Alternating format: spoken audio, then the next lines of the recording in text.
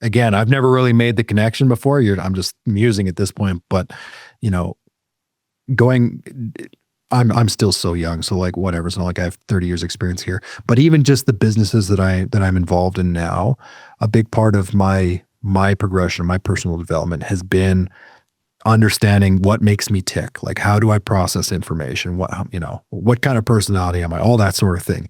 And consistently, I get the same results and validates what I already know about myself, which is, yeah, like many, like many founders, I don't need a lot of information to make a decision. Welcome to the Founder's Journey podcast, where we unravel the life stories of unique and successful entrepreneurs. We will take a deep dive into their highs and lows and over-the-top accomplishments.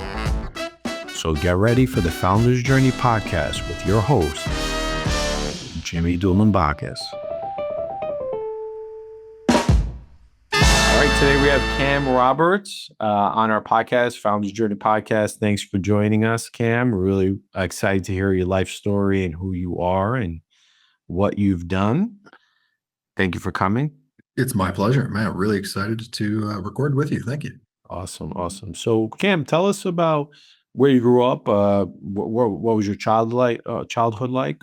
I like to tell people it's boring. Like, wasn't a whole lot going on, but boring in a good way. Like, so I'm in Canada. I was born in the big city in Vancouver, but when I was a kid, when I was like, I think I was 4, we moved, like Canada's already north, Jimmy, but like we went even more north. It's like, Vancouver, British Columbia is at the border basically of Washington. But my dad was a government worker, and he was basically told in 1994, you can either take severance or you can go work up in this little town called Fort St. John, British Columbia. And I was like 3 or 4, so I don't know what he said, but I imagine he said, where? Like Siberia, basically. So anyways, he decided, you know what, maybe having a job is more important. So when I was 4 years old, we moved up to this small town of about 20,000 people. And that's where I spent exactly 25 years of my life. So that's where I grew up. That's what I knew.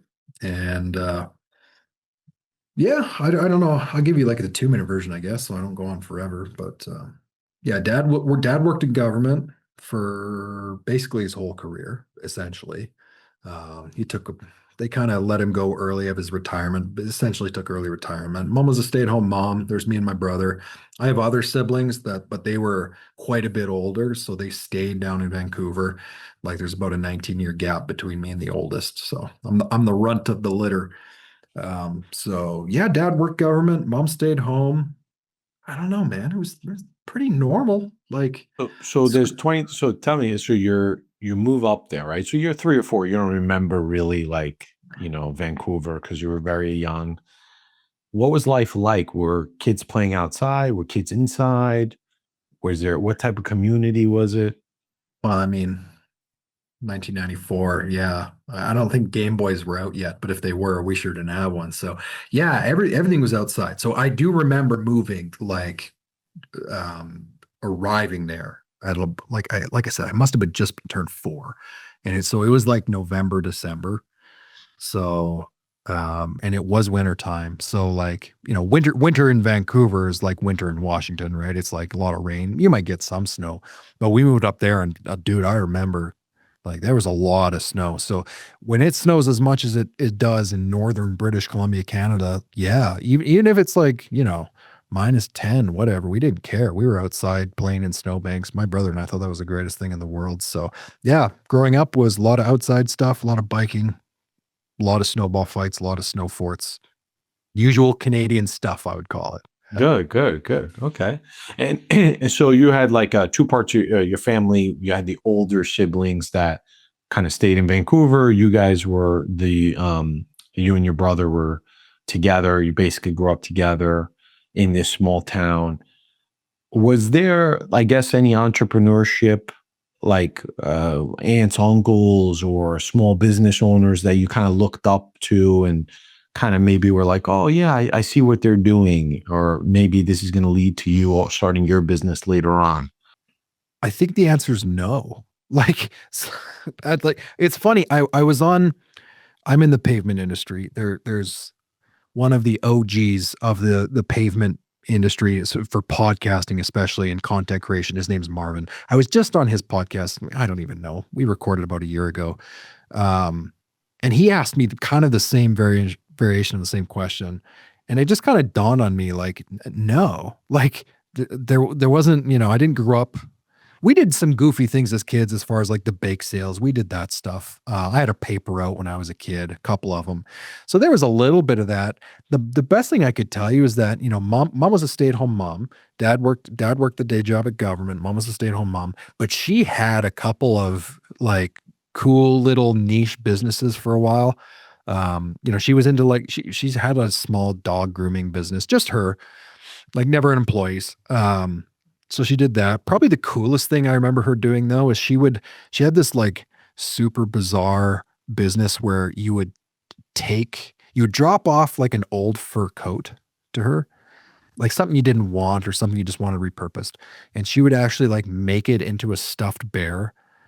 So this was pre-YouTube. So I don't know where she learned this skill. I don't know how, well, like she must have read it in a magazine or something like, hey, you could repurpose fur coats into bears.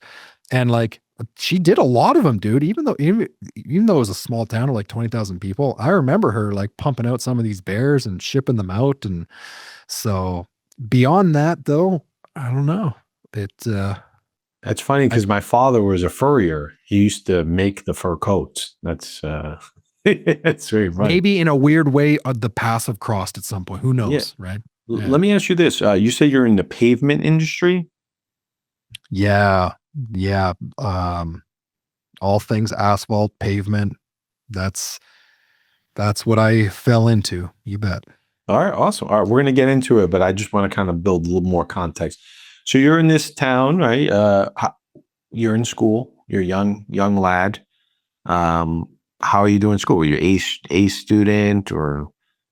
No, I was like in the early years, I was like a high B, you know. I was I would like to think I was a pretty focused young guy. I didn't mind school. I love learning.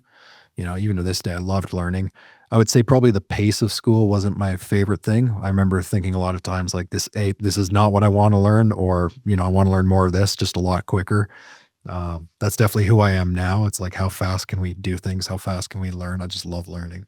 So no, pretty average, nothing crazy.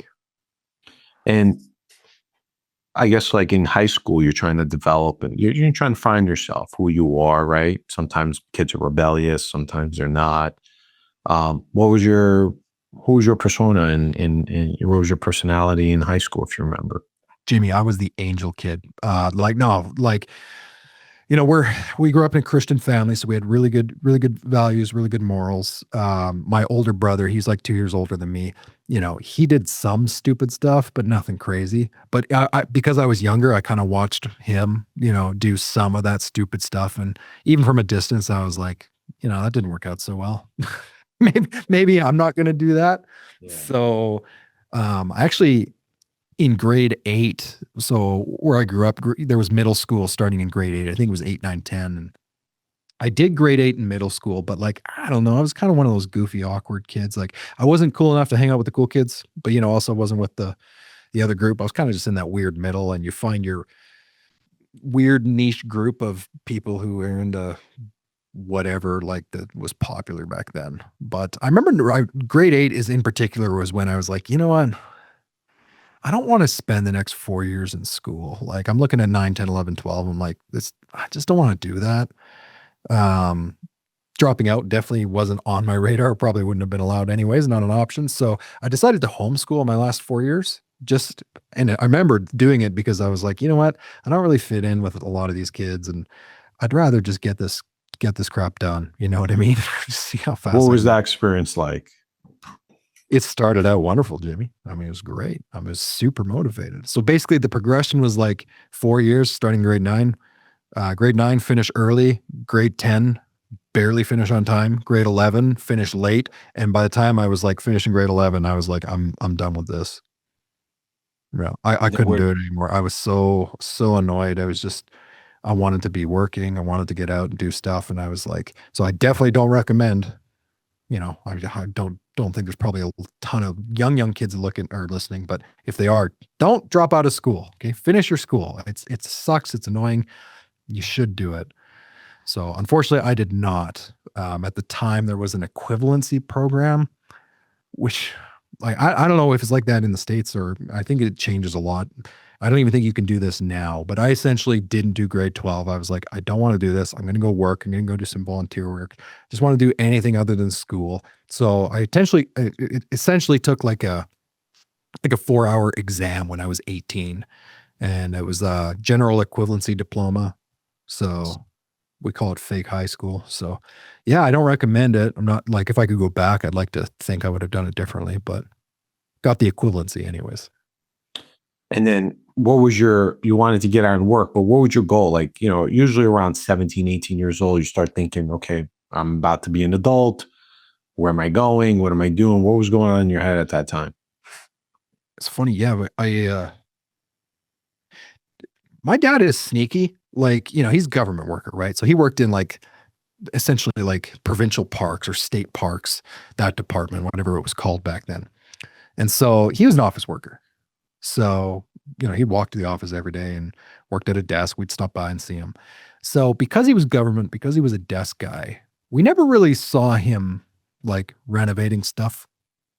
You know what I mean? Like I grew the whole time growing up. I'm like, he's just not really he's not a tradesman type guy. But my dad's sneaky. He's actually quite good at a lot of stuff. In his early park days, Ned, he was in the parks, like building all sorts of stuff, repairing stuff, renos. So, anyways, to answer your question about work, as I'm growing up, I'm just not exposed to like the tradesman life, right? Like I have no like distinct memories of my dad like doing this awesome renovation project, even though he was capable of it. And I've told him that to this day. I'm like, dude, you should have done more. You're like sneaky good at this stuff. So by the time I get to 17 and I'm fed up with school and I'm like, how do I get out of here as quickly as possible? There was no really like, there was no immediate draw to go into like become an electrician or, just go build buildings. Um, I basically just fell into a position that my brother had worked at in the past. A couple of our mutual friends had worked at this place. Of like, it was just the randomest place. It was essentially a geology facility. So when I was 17, I started working there because I knew the other people, friends who had worked there, and it was basically just a giant warehouse, like quite large in the middle of nowhere, in northern British Columbia. And it was responsible for housing all of the geological core samples that oil and gas wells, which is pretty big up there, oil and gas industry. So if they were taking core samples and stuff, they'd have to store them in a facility. Well, that was the facility. So we would get truckloads of these like boxes of rocks, literally just warehouse full of rocks, like multiple buildings. So it was cool. Yeah, I just bombed around on a forklift and I thought this is a pretty cool first gig. And then from there, where did you go? Like, so now you're at, you're 18, 19 years old. What do how long did you do this job for? I think it was there for like 2 years. And it's funny because being an employer now, right, and owning multiple businesses now, it's funny when you look back on how you were trained and how even just like safety programs worked and things or lack thereof. Like I probably shouldn't have been on a forklift at I was 18. just Like there was thinking that. I was like, you're 18, you're on a forklift around this. I mean, I don't know how wide the spaces were, but yeah, I wouldn't really put an 18-year-old on a forklift, and I mean, it was 4 high shelving. So we had an order picker that went up like, yeah, 20-ish feet. And so we tied off, Jimmy, don't call the, OSHA or workers comp yet. No, everything was okay. The training was actually good, but I just remember thinking like, yeah, this is weird. But at that position, I mean, it's essentially, long story short, is that the contract to maintain that facility went to a private enterprise. And that private enterprise was a super cool guy. We never got to see him that much. His name was Chris. He was the guy. So technically, we never saw him, but he was the boss, essentially.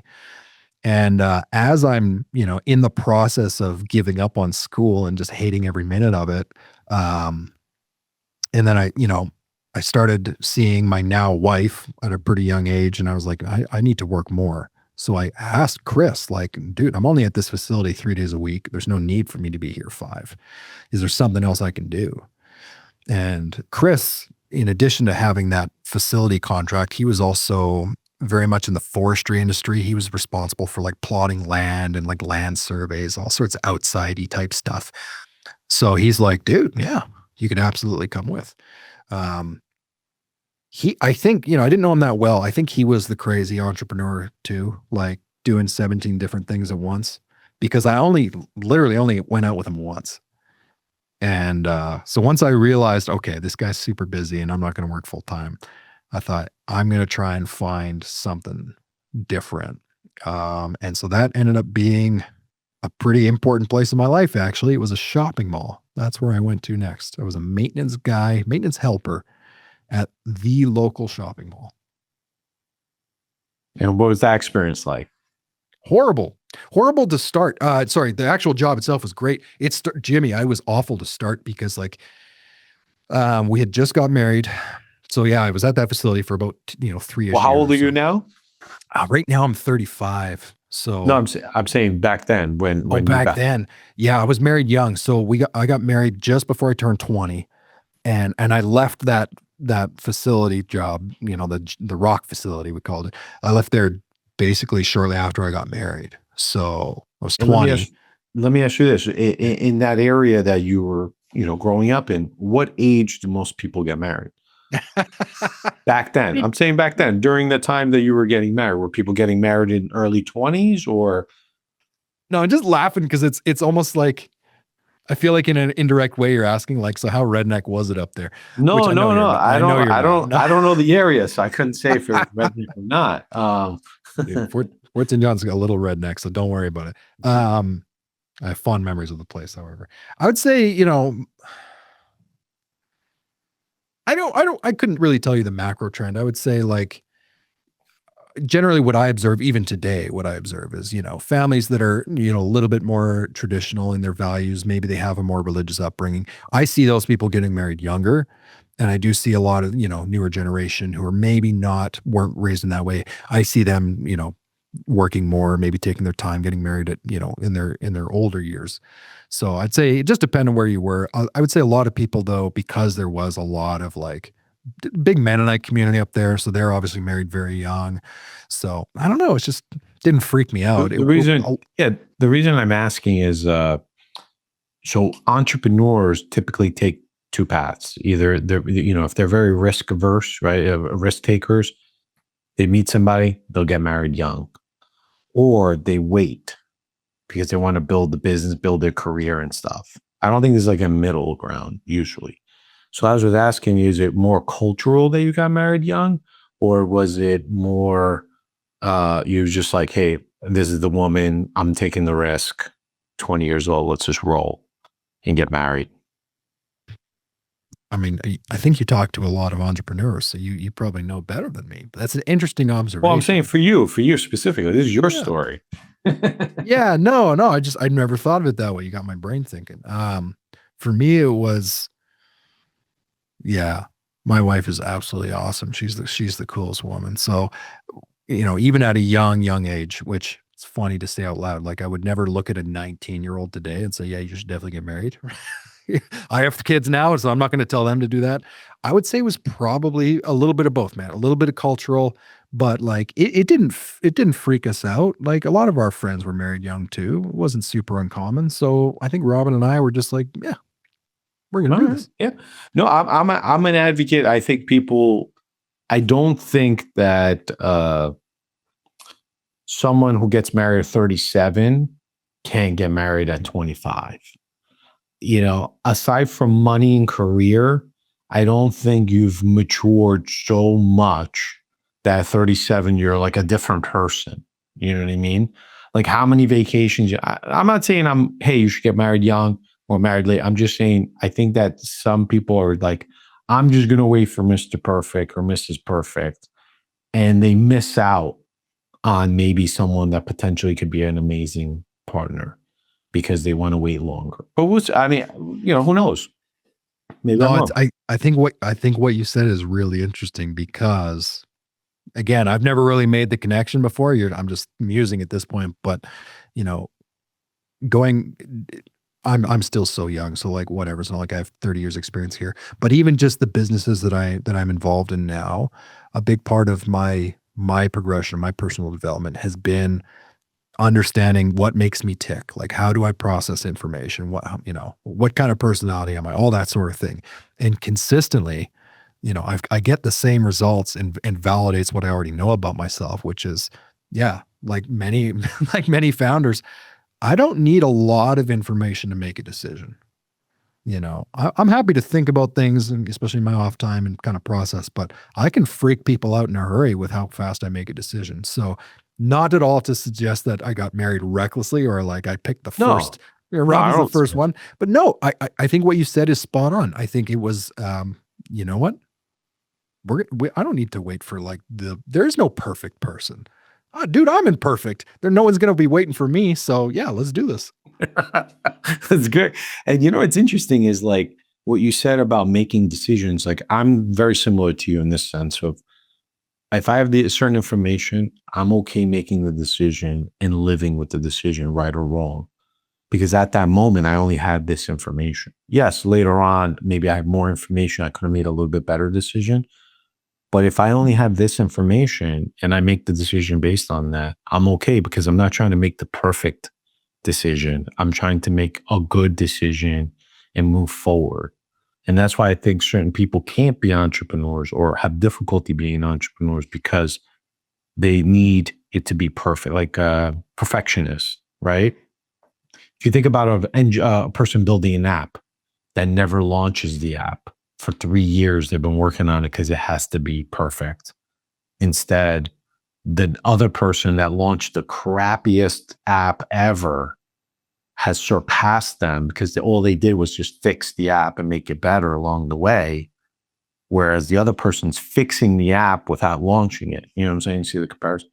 So anyway, so that's pretty cool. All right. I like your story. This is good. I'm interested in people. I'm interested in cultures. I'm interested in your background. So now you get married. You said you were in the trades, you're working at this maintenance job. Now where do you go from there? Yeah. It ended up being like, oh, definitely the most important place I could have worked. Didn't know it at the time.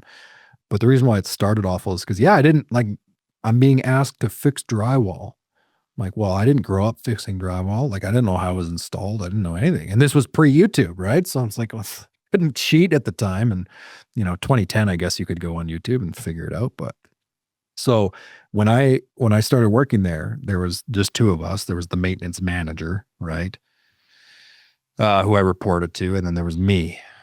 Now, the guy who was responsible for the mall, so the property manager, property administrator, was actually my father-in-law. That he connected me to the maintenance manager and said, we need someone, and I know you're not happy where you are because you want to work more.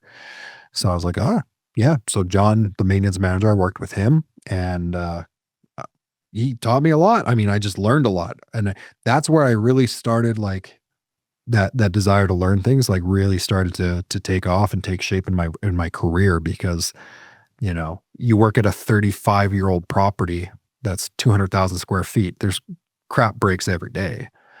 So one day you're going to be on a roof fixing air conditioning, the other day you're going to be patching wall, then you're flooring, and then you're fixing some plumbing leaks, and it's like all this stuff like I didn't know how to do any of it. So the game became very quickly, well, shoot, I feel exposed here. So how fast can I learn it?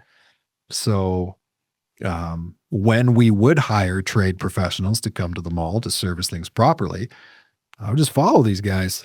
Be like, you know what? I don't know what to do, but you do. So show me how you cut out and repair and solder new copper pipe. Right. So over my time at the mall, which I believe was about 5 years in total, where I started not knowing a thing. Well, I don't think I knew that much when I left either, but I knew enough to be dangerous. So by the time I got to the end of that time working at the mall, I was not intentionally breaking stuff, Jimmy, but like there was nothing that could have gone wrong where I wouldn't have been like, I'll take a shot at it. Mm. Like, Do let's you see get how it? far to the point where Yeah, if an inspector came, if there was like an electrical inspector, like, and they saw me working on a 200 amp panel, like running new circuits, like just stupid stuff that I do not recommend. But I was comfortable. I was like, I know how this works. I'll respect the dangers of it. Still a bad strategy, and I don't recommend it to any young people listening. Don't take needless risks. But yeah, I was like, dude, bring it on. You know. Um, so I went from this guy that again knew absolutely nothing to I probably still don't know that much, but at least I'm willing to try. And what about like, so you're learning, you're hands-on, you're learning physically from these people, and you're absorbing the stuff. Now, from there, where did you go? You stayed at this job for a little bit, for a few years, or? Yeah, I was there 5 years, super good. One of the companies we always hired for our glass and door work, a local glass company, they're just awesome. Um, the mall sold essentially, and so they kept my father-in-law, right, the property administrator, but like by this point I was looking after all the maintenance myself, and I was not one of the prized possessions to keep in the sale, which is understandable. So I got this cool little severance, and in 2014 or 15, I guess, yeah, I left there and went over to the glass guys, and I was like, hey, I knew them pretty well. I was always hiring them, and I said, I'm going to be out of a job in 10 months. Like, what do you guys got going on?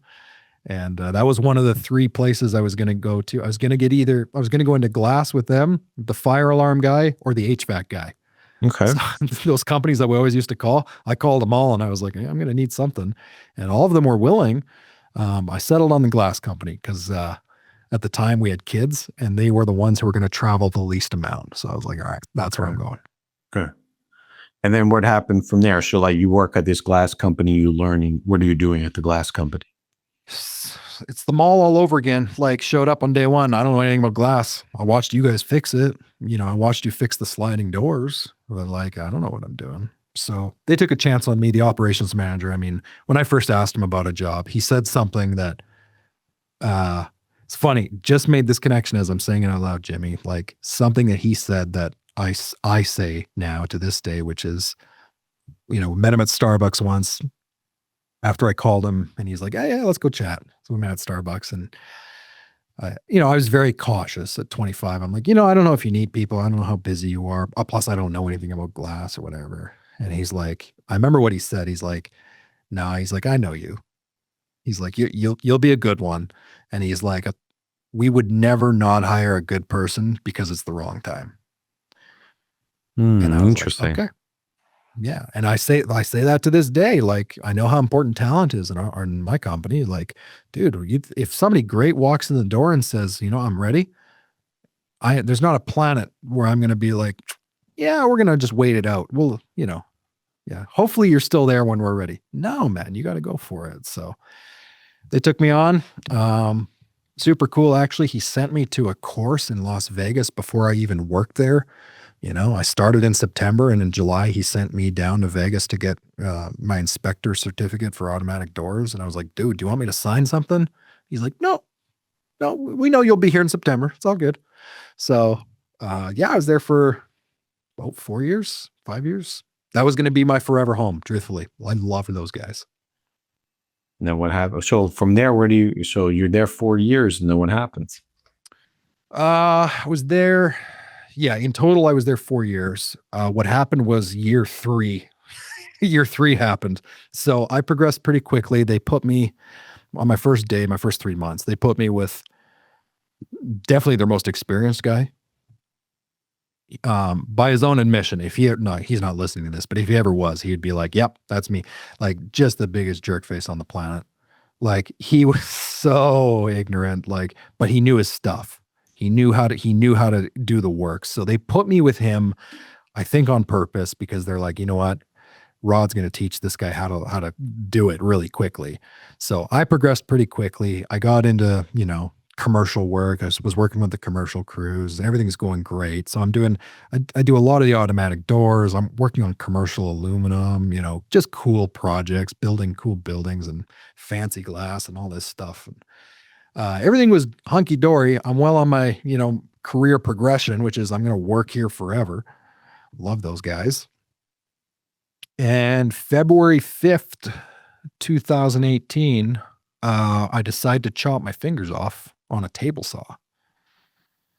Yeah. So I was cutting some templates for like stair glass, like pattern glass. And so I was upstairs by myself. I'm cutting this really thin material, and the material basically gets stuck like under the fence of the table saw. And dude, Jimmy, I say this all the time. Like, I still don't know what happened. Like, because it happens fast, right? So I knew that I was like trying to like pull it out, and I don't know if I leaned too far or what, but all of a sudden I hear this like this bang, and I didn't know what was happening. Truthfully, I thought maybe like the material shot backwards or something. But anyways, I looked down, and thankfully, I don't know. Do people watch this on YouTube, or is this audio Yeah, only? yeah, it'll be on YouTube. Yeah. Okay, I'll try and describe it for the audio only people. So these two fingers here on my left hand, yeah, you can see this one's got like a funny little bend in it. These two fingers here, my index and my middle finger, were like dangling down like this. So they were still attached technically. I didn't realize that the tip of my thumb was gone, so I couldn't see this Wow. one. I just saw that the inside of my fingers, and I I remember looking down when I finally realized what happened, and out loud I was like, "Oh boy." Yeah. No curse words, just oh boy. So, Yeah. anyways, that obviously was a pretty impactful day. A lot of funny stories came from that. And flew down to Vancouver, got emergency surgery. They managed to save the fingers. And that was basically, I didn't realize it, but that was the catalyst to me eventually leaving that company and starting this entrepreneurial chaos that I now live in. Yeah, so that's what's interesting. Well, number one was, wow, that's crazy that that happened to you, and I think we should shine light on that. Hey, people that have these types of jobs can get hurt and do get hurt all sometimes, right? And it's not that they want to do it on purpose or whatever, but it happens, and that's why I was kind of, I guess, what I'm trying to understand is this incident happens. But were you thinking about going on your own prior to that? Or was this like kind of like it was just like I'm done? Maybe was there fear that went into you from this? Like, oh my God, I can't be doing this type of work anymore. No, like what happened? Like wait, there gotta be a switch that goes on. Yeah, there was a switch. So um, one of the, when I was working at the mall, in the early days in particular, we had a giant parking lot. This is how I got into pavement right here. So we had a giant parking lot, small town, but this parking lot was huge. There was one guy in Fort St. John, British Columbia, one guy who could paint parking lot lines. So if you wanted to hire someone else, you had to go like 3 hours into like the next province over into Alberta, basically. So whatever. When I was there, my maintenance manager and the property administrator, they tried hiring this guy once. And I think the work went fine, but this guy, I have to tell you this story. It's super fast. Uh, The guy who ran this parking lot striping company was a pretty special dude. He, my boss told me, my father-in-law, the property administrator, he told me that if you ever meet this guy, you'll see like he's a pretty special piece of work, this guy. And I was like, come on, like how bad could he be? He's a business owner, right? Like he's got to be nice to customers and whatever. There's me at 23 thinking I know how the world works. So he said, no, this guy comes into my office every year and is an absolute jerk. I was like, oh, whatever. I'll believe it when I see it. Well, I did see it. I was in the office one day when this guy, this parking lot striping guy, he came into the office. He's wearing a gold chain, a wife beater, and you could tell like the cigarette had just left his mouth. He swings the office door open. My boss is sitting in the corner. He does not greet us. He does not say hello. He does not introduce himself. He just says, "Are you guys going to paint your parking lot this year or what?" And I turn around and I was like, that's literally what I'm thinking. Like, oh shoot, it's real. Like Yeah. he is a jerk. That's hilarious. My boss couldn't stand this guy, kicks him out of the office. It ended up happening that like towards the end, we actually built an extension to the mall. There was like a whole development, retail pad building. And my boss, he was like, we're not hiring that guy. He forbid the general contractor from hiring the local guy to paint the new parking lot, the extension. We got a company all the way from Alberta to come do it. So when I saw that in like 2014, I was like, that's crazy. And I was smart enough to realize that, like, okay, I'm hiring a lot of these contractors. I kind of get how it works. When you're the only stinking guy in the town, you kind of don't need bedside manner, you know? Yeah. You can be, Because you can say, what else are you gonna do? Right. So I share that story because after February 5th, 2018, so I'm off work for like 5 weeks. I got this club of a bandage on my hand. We got 2 kids at home, and dude, like, I don't sit around well. Like, I don't want to sit around. So I was off work for about 5 weeks in total, just chomping at the bit to get back to work. And I'm sitting there and I'm like, you know what? I'm going to start that parking lot striping thing. And my wife's like, what? I was like, yeah. I checked online. Like, he's still this guy. His name is Harold. He was the only company in town. And I was like, Robin, I don't like, there's got to be room for another person to do this. Like, I've talked to some of his customers who were like, yeah, by the time he gets to us, it's like September. And, you know, it snows here in October. So it's like, what's the point? So I was like, you know what? I'm going to go for it.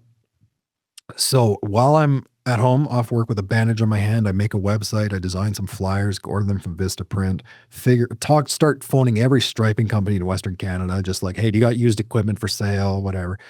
Ended up being connected to there's some pretty special people in this industry who like gave me a lot of time and like free pointers and stuff. And it was 3 months later where I finally got the equipment, drove to Edmonton, Alberta, picked it up. And so I went back to work at the glass company, but in my evenings and weekends, I started painting parking lots. how would you do it in the evenings? It's dark out. So it's funny, like, parking lot striping is a great business, by the way, for anyone who wants to like look into it, because a lot of times it's after hours. Like, you can't paint a grocery store parking Interesting. lot during the You day. have to do it in the evenings anyway. Yeah, most people don't see striping guys out in the parking lot because they're always doing it at 2 in the morning, right? Yeah. So yeah, nighttime is pretty good time to paint parking lots. So yeah, I would do it evenings, weekends. My first customer, the thing that pushed me over the edge, like, to actually get the machine, because it was like $5,000, right? Now you got 2 kids at home in my early 20s. Like, we're not sitting on stacks of cash here. We had just enough money for me to get the equipment and a pallet of paint. And my first customer was the shopping mall. Because I phoned my old boss and I was like, dude, here's what I'm thinking. And I was like, if I were to get this machine, do you think you could, and like, I wasn't even done the sentence. He's like, dude, you can come paint the parking lot immediately. I hate that guy. So I was like, all right. So that's what started at 2018. I worked my absolute face off painting parking lots evenings and weekends after my day job at the glass shop. And where does it go? So from there, this is what you just continue to do. You say you have several other businesses. Where'd you go from there?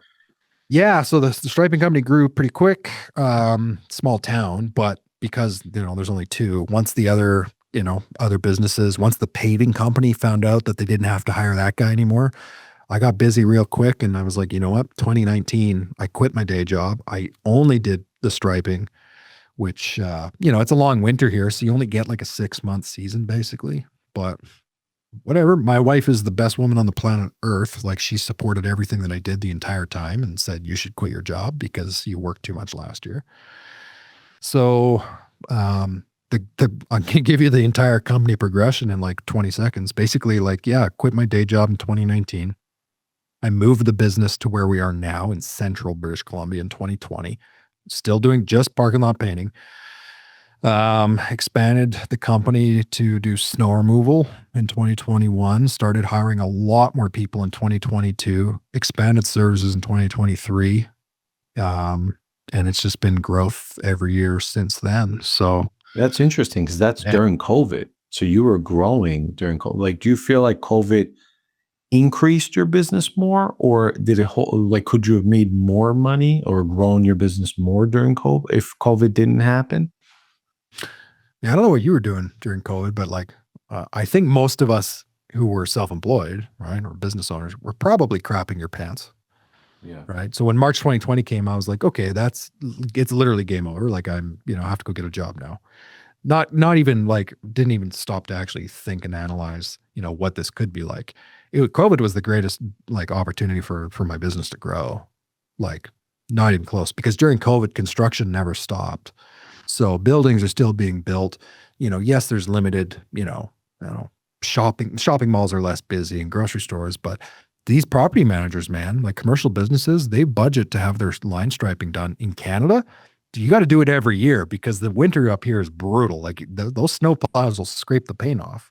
So, yeah, I thought for sure the world is ending, but turns out being by yourself in a parking lot at 2 a.m. is A, safe, and B, the work never stopped. So, yeah, I grew huge in 2020. Yeah. That's awesome. Yeah, I had a similar situation. I'm my business staff real estate notaries for real estate transactions. We buy, sell, refinance.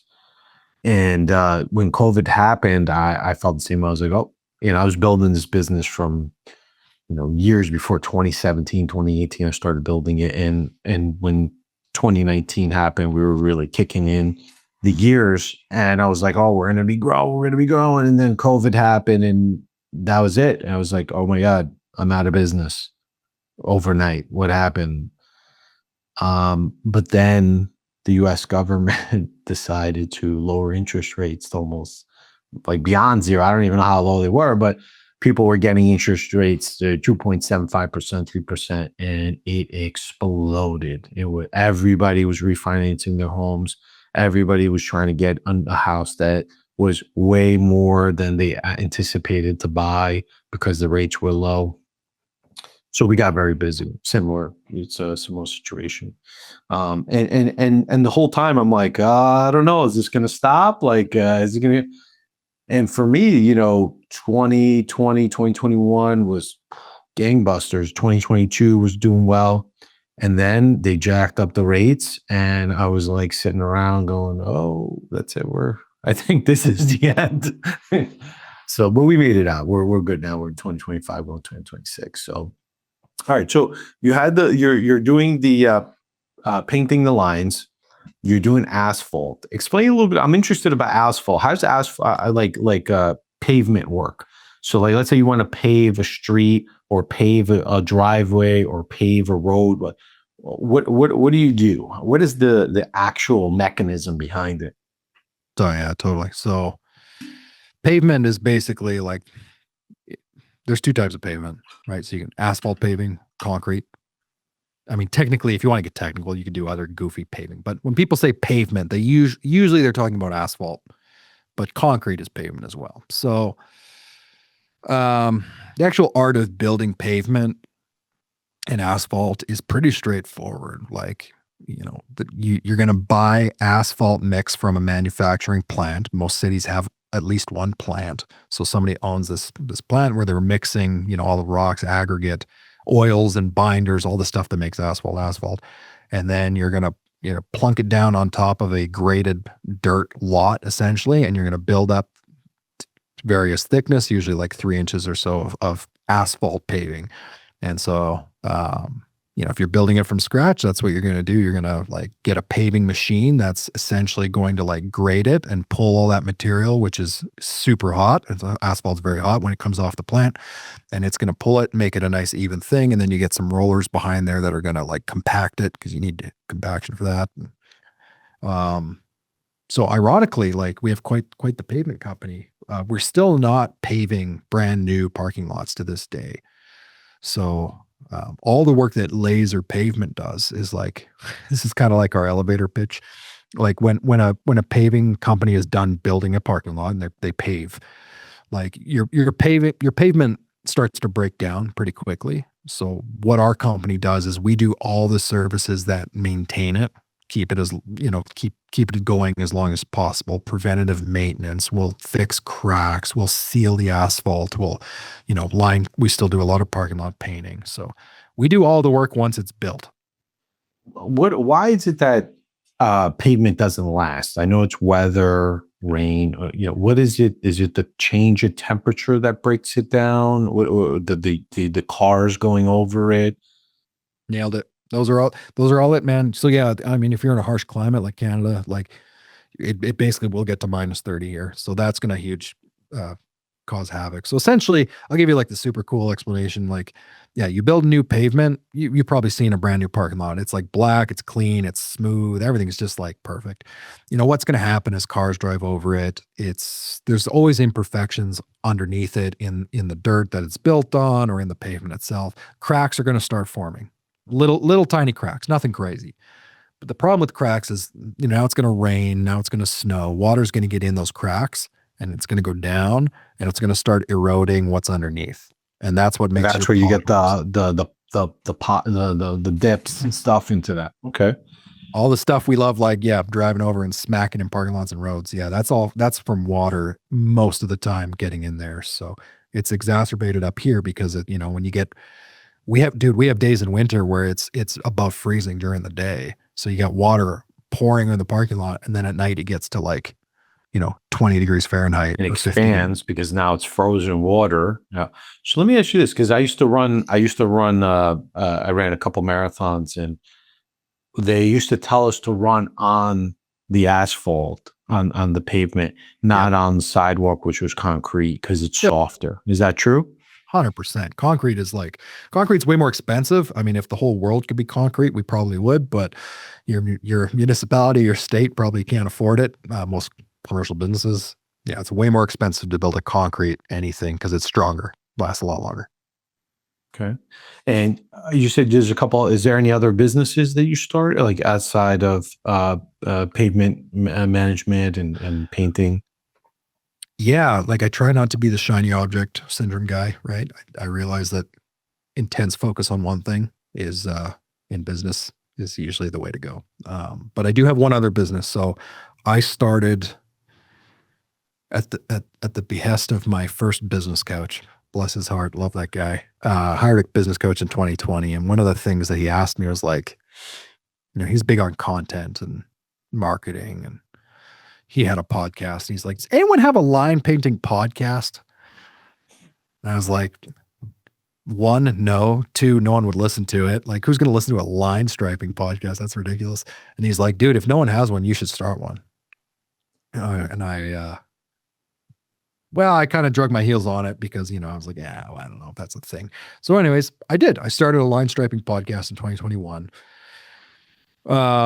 Realized very quickly that starting a podcast in principle, really not that difficult. Buy a mic, hit record, right? It seems like a much bigger thing. Obviously, to do it well, as you know, it takes a lot more than that. There's booking and everything that goes along with that. But anyways, the point is, that podcast is what started this secondary company. That's the podcast is called Stripe It Like It's Hot.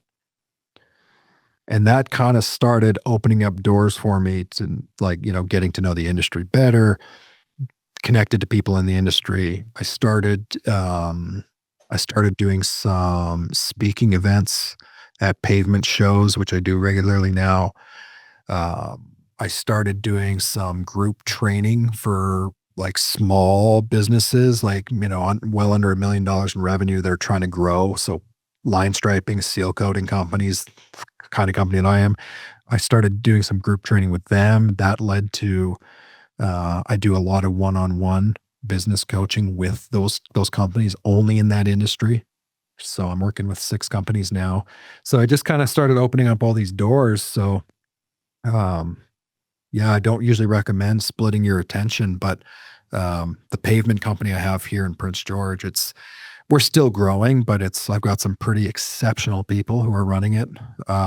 Really blessed to have them. So I do put a lot of my time into the podcast and the media company. Awesome. And based on your experience now with running these different businesses and whatnot, what was your ups? What was your downs? What did you learn from being an entrepreneur? I mean, there's a lot of ups for sure. I think most people talk about the ups on Instagram. So how about I talk about the downs? Let's do it. Let's do the downs. I mean, the ups are what they are, right? Yeah. Like, I mean, I've been so blessed to meet some crazy, amazing people just in the pavement industry alone. Right. And to go to these events and rub shoulders with them is awesome. It is brutally, brutally, brutally hard to grow a business, especially one where, like, I didn't grow up in entrepreneur household or anything. So I'm constantly making myself uncomfortable because every time the business grows, it's a new place.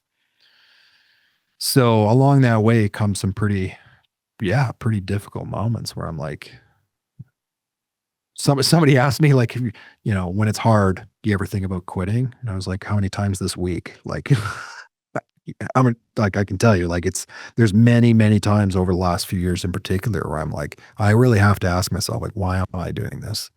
Yeah. Because this is not easy. This is very difficult. So yeah, we've had moments in the pavement company where like I've had a CPA tell me we won't be around in 2 months. What's a Um, CBA? a professional accountant. Oh, a CPA. Oh, yeah, yeah. Oh, CPA. because the income. Oh, I see, I see. Yeah, they were there helping us with like major growth, growing very quickly. Everyone hears it. It's quite another when you experience it. I found like, yeah, it's difficult to grow a company's particularly revenue very quickly because you got to implement so much all at once and process improvement and hiring people. And if you're not watching the cash flow and because we sell commercial services, sometimes you're waiting 30, 60, 90 days for stuff, right? So we got into a particularly bad crunch, well, twice, right? Like once was that moment when my accountant says, yeah, I don't see a path for you to be solvent and in existence in 60 days.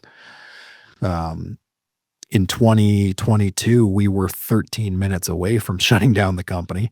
Um, yeah, we were back owed so much money, and it was a Friday, and literally at 4:45 was the last opportunity I had to make the payment on the snow rental equipment that was overdue, and they had already extended me multiple times, and they said, "Yeah, you have until Friday," and the office gal phoned me Friday morning, she's like, "Can I run your credit card?" And I said, "You can run it, but it won't work. There's no money to pay it." And she told me, she's like, "I'm here till 4:45." And I said, okay. Then, I mean, that's a whole crazy day. Basically, I was on the phone with one of the companies, one of the general contractors that owed us money. And I was just like, I don't think you get it. Like, you have to pay me today. It was so overdue. It was like tens of thousands of dollars, which at the time was everything. And I was like, I can't. This general contracting company was asking me to bid work for next year. And I was like, Yeah, I'm so not if going you to be don't pay me around to next year. yeah, man. Literally, truly, I told the project managers, like, I realize you're not accounting. Like, I was very calm through the whole thing. I'm a calm guy. I don't freak out at nothing. And I was like, I appreciate that you like the work we did. I appreciate that you'd like us to do other airports next year. I will be shutting down this company today because they're going to repo all my snow equipment because you haven't paid us. And that's going to force me to lay everyone off. All of my revenue generating sources are gone immediately because now I can't plow your snow. And I said, that's going to force me to rebuild everything from scratch. So I won't be around. So, Did they long end up story sending? short, I was on the phone with my wife. I'm swiping my phone on my mobile bank feed, literally parked at the job site where we kept the snow equipment. And yeah, man, at 4:31, the money hit the account. So I quickly transferred like 30 grand onto the credit card, phoned the company at 4:32, and I said, run the card. So Wow. those kinds of moments are brutal. Yeah. Brutal, Wow. brutal. So, I'd like to think I've learned a little bit, especially financially, Jimmy, like how to avoid those problems. So thankfully, we don't have those moments today. But to make the impact we're trying to make and to accomplish the mission of what we're trying to do requires just an unbelievable amount of work, focus, and commitment that it tests the person. This is awesome, Kim. To wrap this up, is there anything that you want to share with, future entrepreneurs or current entrepreneurs? Any tips, tools, books that you think might be beneficial for them? Uh, Gosh, I'll say read books, number one. Do I have specific books? I mean, yeah, I do, but just read books. That's number one. You have to. I mean, it's such a low cost, high leverage activity to get better at whatever it is you're trying to do. Read books. And then depending on, obviously every person's different. I don't expect every person listening to this to ever get within 13 minutes away from losing their company. But you I firmly believe that the entire point of business and entrepreneurship is to keep it going as long as possible. which means that as long as you keep it going, even when difficult, it's not to say you have to grow this massive company. It's not the point, but you can only fail if you give up.